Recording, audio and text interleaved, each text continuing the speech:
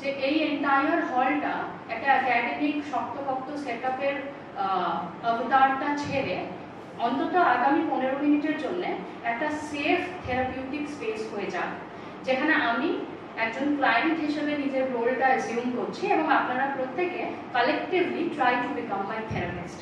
কিছু করতে হবে না, জাস্ট আমার এই যে ডিসকমফর্টটার কথা বলছি সেটাই আমার পেপার অ্যাকচুয়ালি। সো ডিসকমফর্টটাকে আমি আনপ্যাক করবো আর আপনারা জাস্ট শুনতে থাকুন, ইন্টারভিউ করুন যখন যখন ইচ্ছা, আর আমার সাথে এইভাবে থিঙ্ক করুন যাতে একটা কালেকটিভ হিলিং এর দিকে আমরা একসাথে কালেকটিভলি যেতে পারি। কারণ ওই যে বললাম আমার পড়াশোনা এত কম যে আমি বিজ্ঞ একটা একাডেমিক এটার উপর নামাতে পারবো না, আর সেটা যদি আমাকে নামাতে হয় তাহলে এখানে এসে এইভাবে কথা বলতাম না, তাহলে আমি সেটা নিয়ে একটা ফ্যান্সি জার্নালেই দিতাম।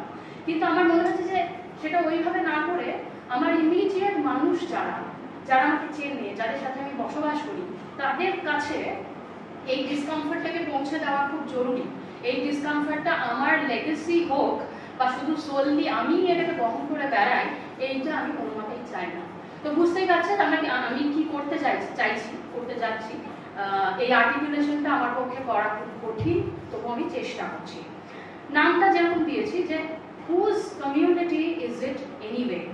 The burden of being a Muslim community worker with hyphenated identities in contemporary India, বা আরো ন্যারো ডাউন করে বললে in contemporary Bengal, West Bengal।